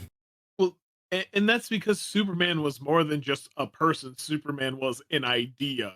The stand up for what's right. Truth, justice, do the right American way. thing. Justice, yeah. Yeah. All right, well, I get what he's saying, though, and I definitely agree. The identity shortcut is basically box ticking, relying on people to use stereotypes to write in the rest of the character. It doesn't just come across as lazy, it's actually kind of disgusting. Yeah. I do lament the loss of Sam Wilson. He would have been a really great character if done properly. Yep. Yep. All right, let's keep going. It would be crazy if Starfleet Academy was here again, right? Like, if a Klingon character's whole story was about feeling different from other Klingons in society because he's gay, that would be so sick. What? As with body positivity, there's a lot of overlap here as well. Because millwrights create roll for characters who psychic all damage. sound identical, the only way to tell them apart is when This is like vicious mockery on repeat. My goodness. And motivation, like in this D&D session 0 that was in Zack Snyder's Rebel Moon, or this scene in Jurassic World rehashed where Scarlett Johansson and Mahershala Ali explain their motivations so clear that you could understand them even if you're buried in your phone, which you definitely will be by this point in the movie. Or this scene from Ant-Man, which is a movie I enjoy overall, but come on with this scene. Hey muchachos, soy comic relief fast-talking Mexican guy. Yeah, sup yo, I'm Black Thug guy. Здравствуйте, I am Russian. I still love Scott Lang though. See? Radiant. Oh boy. Now, much like Adam Duritz, Therapy language. Oh my goodness. Actually my favorite color. So it's kind of a shame that millennials are going to be remembered derisively for the soulless, minimalist gray interior design that we popularized. Oh, I actually learned about this whenever I was shopping for a house. There is a paint tone that they call millennial gray. Okay. Yep. Interesting. It is so prolific that they have a designated color for it. Gosh, I hate minimalism. I think it can work in some areas. It's an aesthetic choice to be sure, but it's not like impressive. It's inoffensive. That's what I'll say for it. Minimalism is your single well-to-do man, right? It's functionality over anything else. In my perspective. Yeah, blank canvas would be a great way to put it. But a lot of millennials, at least my understanding of it is, they see the blank canvas and they like to imagine putting stuff all over it, but then they never do. That's the thing. It's just from experiences. It's comes down to just functionality. It's just a place. It's your place, but like when you are in like a serious relationship or you're married, whatever it is, it's like cool. So now that place has to become a home. For looking awesome because it's got too much stuff or whatever. Minimalist only works for so long, which is normally just a short period of time, unless you're just the perpetual bachelor, then you're just sad. or self-maxing. Whatever code words we use these days. I'm so tired of people saying whatever maxing. Shut the fuck up. I know, I was making a joke. I know, but it's a trigger. It's a trigger for me. Walker's right though. It's whatever maxing. We made a song making fun of looks maxing one day. That was really funny. Anyway, let's keep going. We're 14 minutes left. Oh my word, we're almost at 2 hours. I'm sorry. Yeah. But turns out mill writers like their morality gray as well. The issue with leaving behind a firm moral rubric, however, is that you still need signals to the audience so they know what's going on between characters. The millennial solution to this has been to use therapy language and relatability as markers of good and we use bad. trauma or whatever. The source of her discomfort, represented by the disconnected affectation of her emotionally insecure partner. Look, I know we're all pretty tired of talking about woke stuff What? at this point. I am. But I don't know why this new moral reasoning was a big driver of woke storytelling. Terms like good guys and bad guys went out of vogue, but a story still needs protagonists and antagonists to drive the plot. How do you know who's who? Well, the reason the Victim Olympics exist is because the good guys are the ones who have received the most trauma points, the ones who have been the most historically unrepresented. The bad guys are the ones who can be reframed as the oppressors, the bourgeois. This is how Riri Williams This gives me an idea for a story. We have the conqueror be the hero. Oh, so you mean just American history?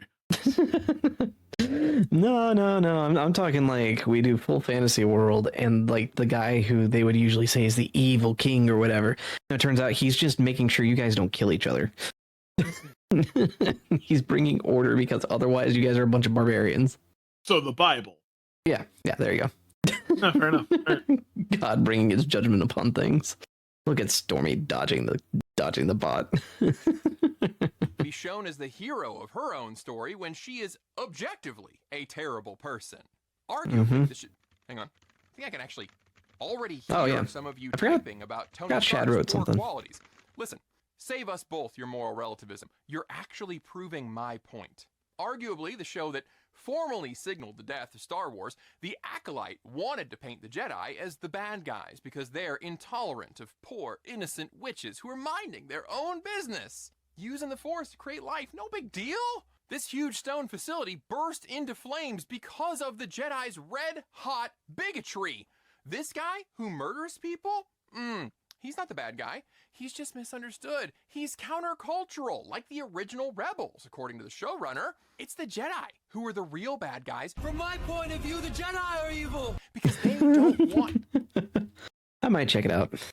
Why does I she tend to look like like Shad. a Stranger Things character? Let's not question it. Let's keep going. Okay, fair enough. To exist. Really, when you think about it, My word. they who are responsible for him stabbing this kid to death. She was a child. You brought her here. Another example. Oh, that was a man. What? This guy has a huge rap sheet, but it's okay because the Federation are actually the bad guys. How did he get into the academy if he has a rap sheet? How many waivers do they have to go through? What? 0. They just had to sign the DEI sheet. You still remember how the Federation used to be and felt we weren't living up to our principles. A lot of people agreed with you. Well, you didn't. I was dead wrong, Mom. Yeah, see, if you need some moral authority, you just need to be relatable. Careful. Relatability is so strong. It This is gonna be on actually YouTube. lessens evil if a villainous act is understandable. So many villains now are being recast as morally ambiguous because their motives are understandable, often a direct result of the traditional hero. Hoo-hoo, clever, right? That's what they try to do in Spider-Man No Way Home. Here's a group of villains and an extended scene where they all realize Spider-Man is really the problem. It's all his fault. In the end, Spider-Man doesn't even defeat them, really. He has to cure them of whatever ailment that he helped cause. As much as I love Civil War, they try to pull this same crap, blaming heroes for the existence of villainy. He's saying it's our fault? Our very strength invites challenge. Challenge incites conflict. And conflict breeds catastrophe.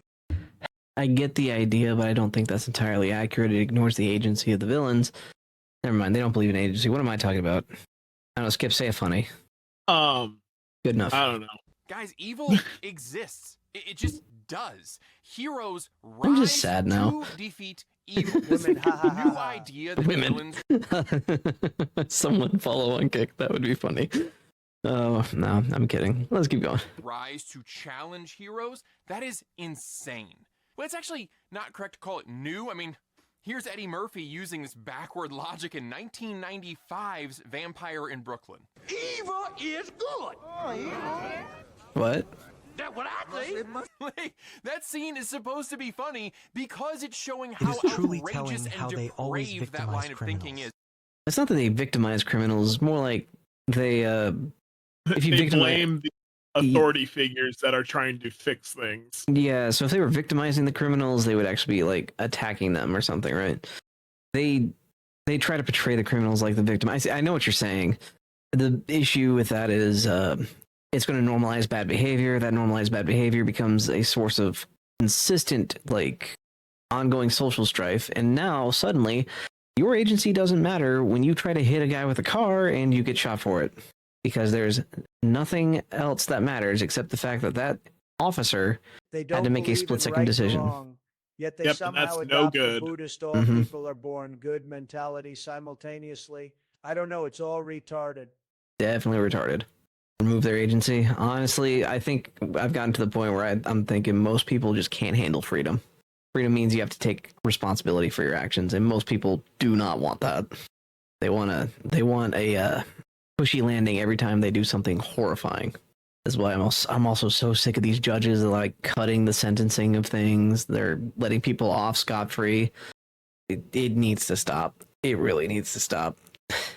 Bananas and rice for sure. Yeah, it's like that. Oh, sorry. Well, John Adams said that the Constitution was written for a moral and religious people. Yep. I don't. Yeah. Anyway, let's keep going. And how a monster would use that to disarm his prey.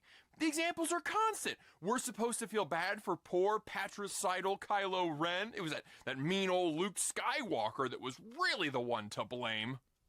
This one is actually a twofer in terms of its destructive power. Like others, there can be no emotional investment when everything is gray and the scale runs on vibes and, you know, how large somebody's lightsaber is. But the second half of this 1-2 combo is that the moral... He can do whatever he wants if he's attractive. That's my favorite trope. Privileged. That's my favorite trope in all of media.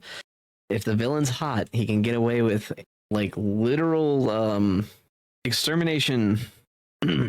a very specific subset of whatever, but if he's hot, it's fine. Makes me wonder if like they would even oppose the okay, Squidward, just imagine he is in his underwear. Please stop. Right, let me posit a question to you. Do you think a lot of these people today would have opposed 1930s failed Austrian painter man if he was attractive? Like, actually hot. I mean, pretty privilege is a thing, so if evil, why hot? Yep. That's what makes me wonder. Would they have backed up everything of probably one of the most evil people to have ever existed if he was just attractive? Something to think about, for sure. What, the little shit stain mustache didn't do it for you? Yep. Yeah. Oh, my word. Relativity makes stories boring. Exactly. Nothing is better or worse than anything else. I know he did that, but bother watching.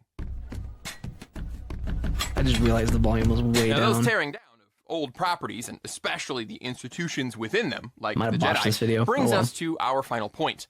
Just like with our first point, I'm not really sure if this one should be 1 or 7. I can't really tell which one is the chicken and which one's the egg. The constant irony or the final Millwright facet, subversion without some form of reconstruction.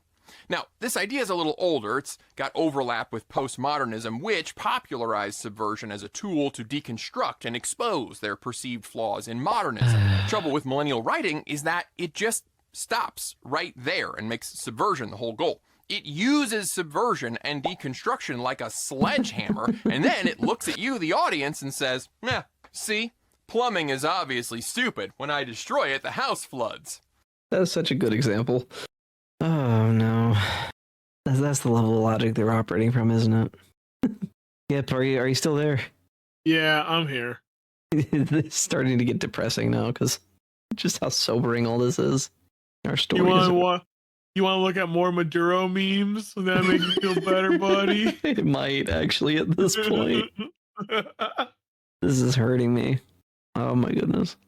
I'm sorry I sent you the Oscar, most painful videos. As we've already covered, the Acolyte wanted to tell you that your beloved Jedi were really terrible and problematic. The Federation, they're heartless and cruel, but now we have hope because of the children.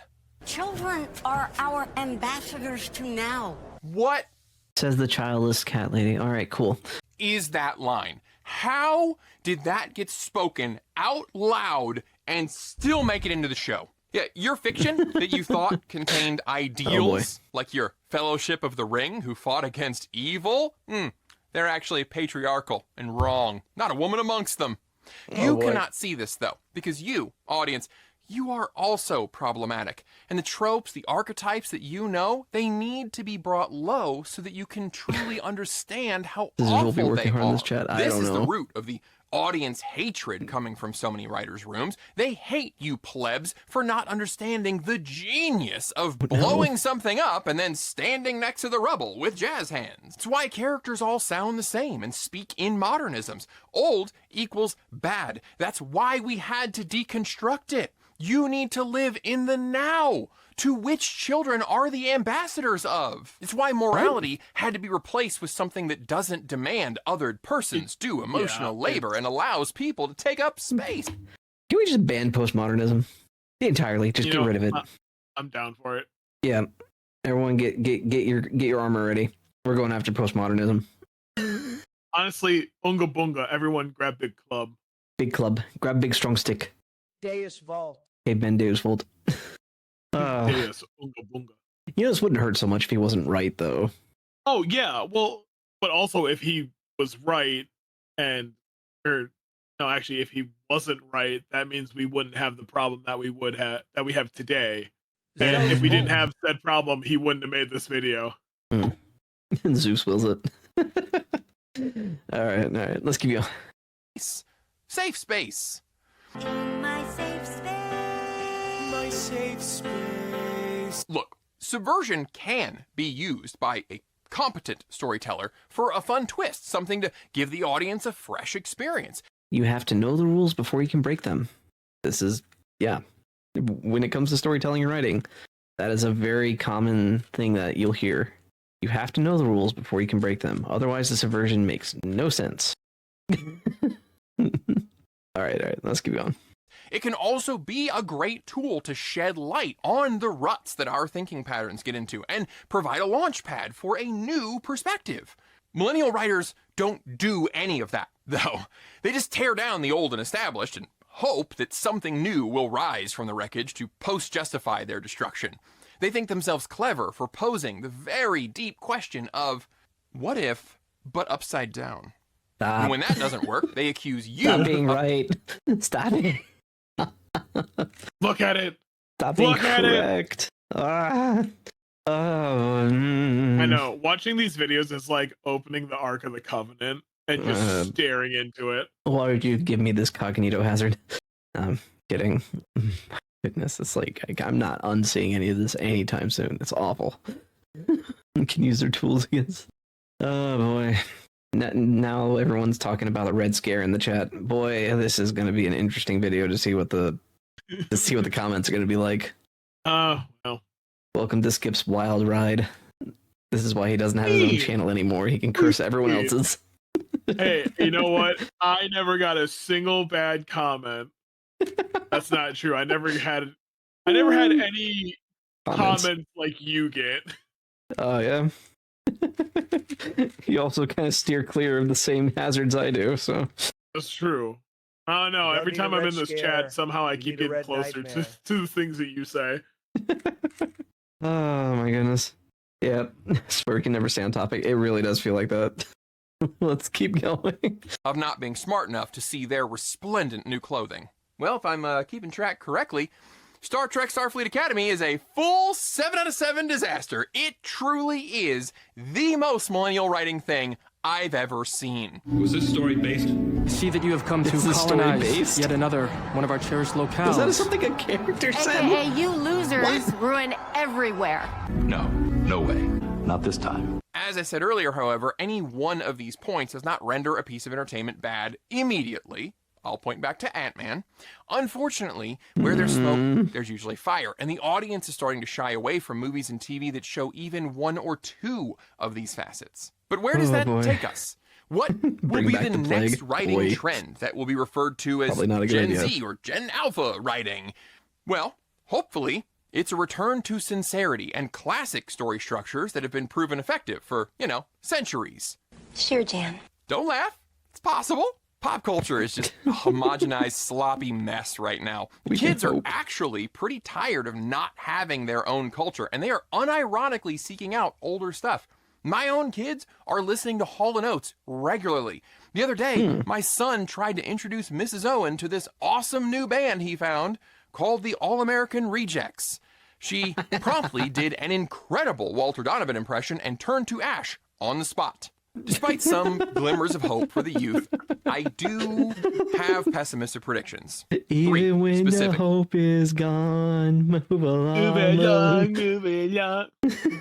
That's Guess we make it through. That's funny.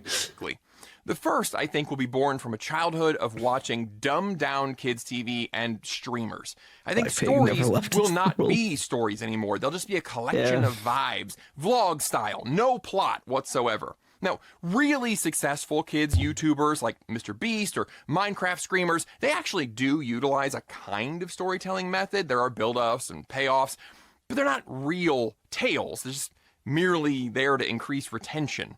I fear that future storytelling will be like that, with only the best ones ever even having a payoff of any kind. Most will simply be a collection of random characters doing random things. They'll just meander for a while, maybe end up with someone getting something that they were after, possibly some vine booms or something, and then boom, credits.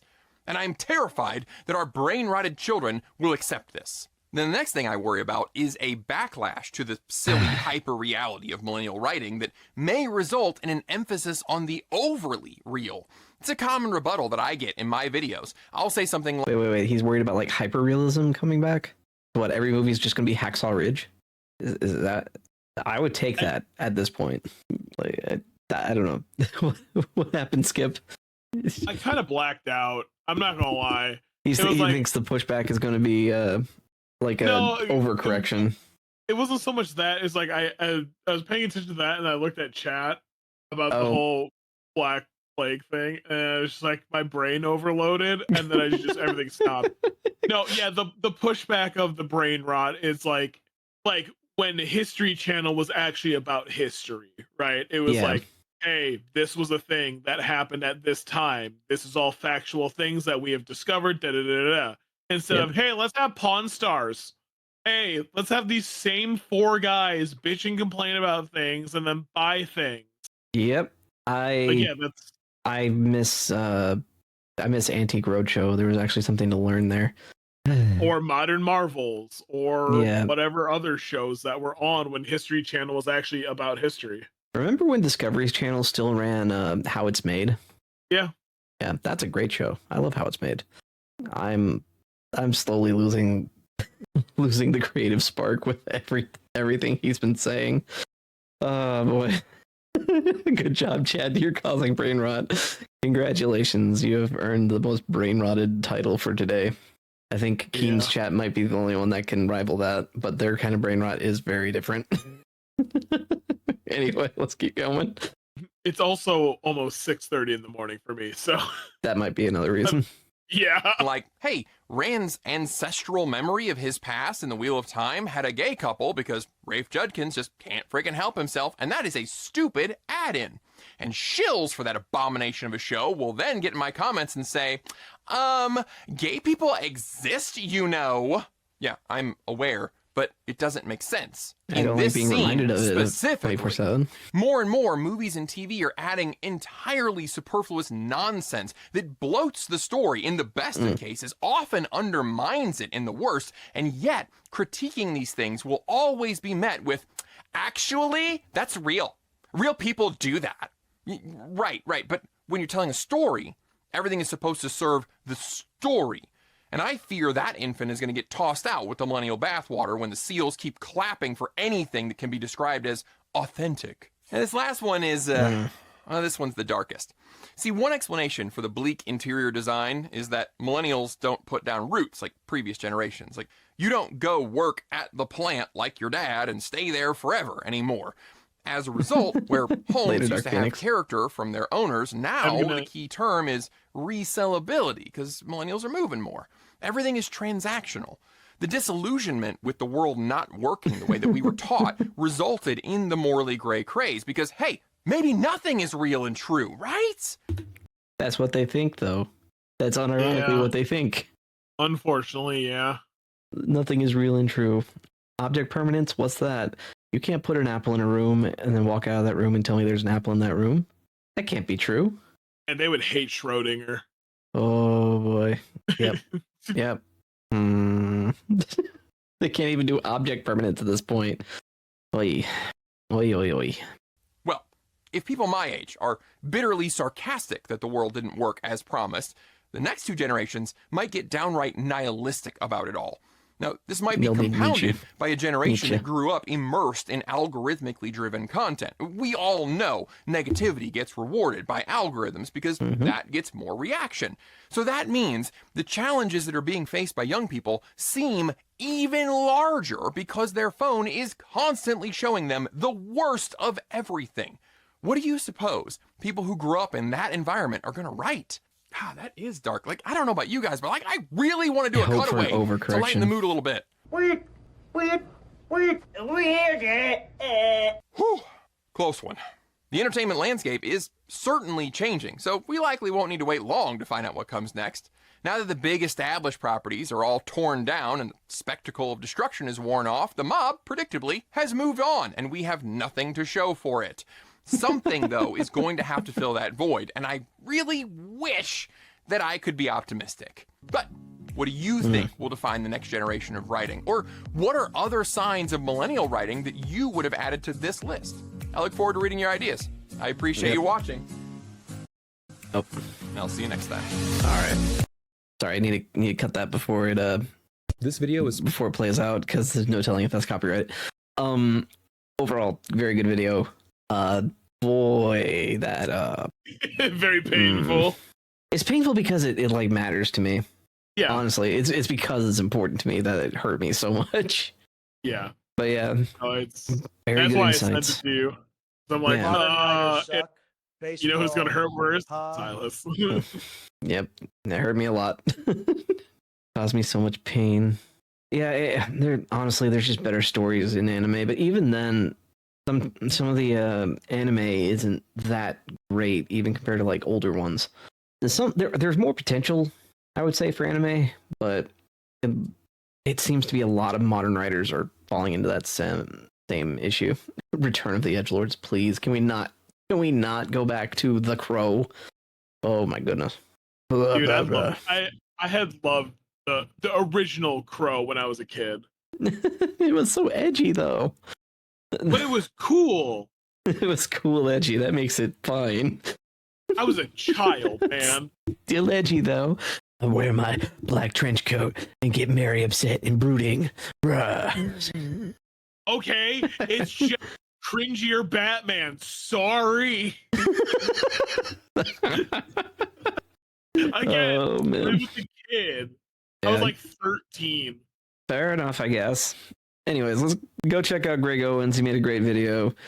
Check out the original video, especially if you care about story writing. I'd recommend the second story as well. Thanks for stopping by. Like, comment, subscribe, and all that. Maybe hype the video. I don't know. This has been a long one. If you made it to the end, use the book emoji. Thank you. Bye-bye. Say bye, Skip.